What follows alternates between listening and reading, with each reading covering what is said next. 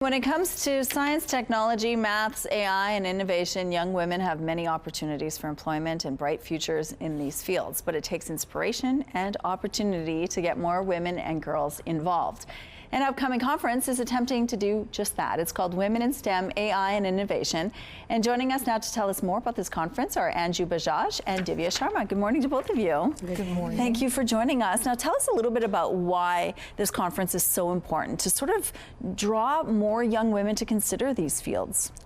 So AI is again, but thank you very much first of all for having us here. Good morning.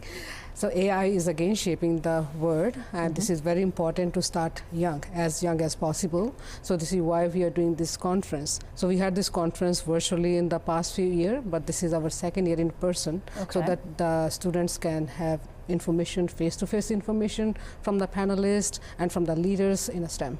Every year it changes, right? What you're talking about when it comes to innovation in STEM, because it's changing so quickly with technology. Why is it's a good idea to stay fluid with that kind of thing? Absolutely. Well, as you know, technologies emerge and different innovations take place. For example, this year the emphasis again is on AI and innovation. We want to make sure that these topics stay current as possible, so that young girls and young women have the opportunity to shape this field rather than have this field of innovation in STEM decided for them. Okay, so young women and girls, why is this a good industry to think about? The money's good, right?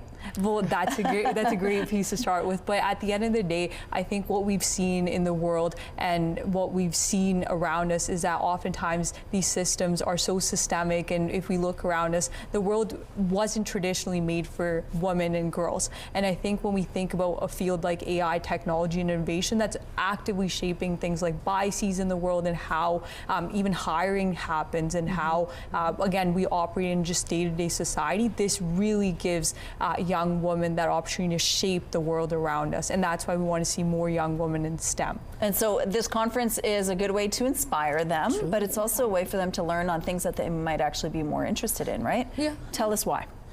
So again, that is again inspiring for them to see what is happening in our industry, what is in Manitoba we have to offer. And at the heart, we want to tell our young girls that in our Manitoba province we have such an awesome talent here, and they can talk to industry people, policymaker, and academia, and they can share what is again their views on that, and other people can reply them as well. Okay, so there will be experts there, sort of guiding them through this conference and giving them their expertise, but also teaching them, you know, the future, what's next, right? And maybe building some excitement. Exactly, and we have folks and experts and representation from all across the board, all the way from policymakers to professors of law, ethics, folks from the Indigenous community who've championed reconciliation, really offering that perspective on how do we make sure that, again, this is taken from a systemic perspective, and then of course folks who are leaders in AI and STEM in their own rights. Okay, so for people watching at home right now, you want to encourage them to sign up, right? Because